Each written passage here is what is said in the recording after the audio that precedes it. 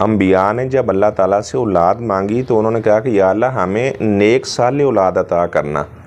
اور ایمان والوں کو یہ دعا سکھائی گئی ہے کہ وہ دعا کیا کریں کہ یا اللہ ہماری بیویوں کو، ہمارے بچوں کو ہمارے لیے آنکھوں کی ٹھنڈک بنا دینا۔ کتنے ایسے والدین ہیں وہ بتاتے ہیں کہ ہمارا جو بیٹا ہے وہ قرآن کا حافظ ہے، قرآن کا قاری ہے، قرآن کا عالم ہے، وہ 5 وقت جا کر مسجد میں اذان پڑھتا ہے، تو ماں باپ جو ہیں ان کی آنکھیں ٹھنڈی ہو جاتی ہیں جب ان کی اولاد نیک کام کرتی ہے۔ بعض ایسے والدین ہیں جو بتاتے ہیں کہ ہمارا بیٹا وہ نشے کا عادی ہے،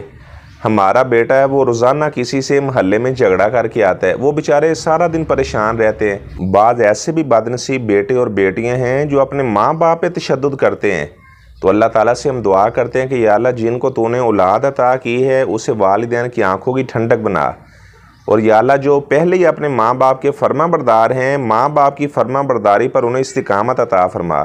اور جو ماں باپ کے نافرمان ہیں یا اللہ ان کو ماں باپ کا فرما بردار بنا، وہ ایسے کام کریں جس سے ان کے ماں باپ کی آنکھیں ٹھنڈی ہو جائیں، نہ کہ کوئی ایسا کام کریں جو والدین کو اذیت دینے کے مترادف ہو۔ ماں باپ بیچارے دن رات اپنے بیٹے کی وجہ سے، بیٹی کی وجہ سے پریشان ہیں، تو اللہ تعالیٰ ایسے بچوں کو جو اپنے ماں باپ کے نافرمان ہیں اللہ تعالیٰ ہدایت عطا فرمائے، اور والدین کی اطاعت اور فرما برداری کے ساتھ زندگی بسر کرنے کی اللہ تعالیٰ توفیق عطا فرمائے۔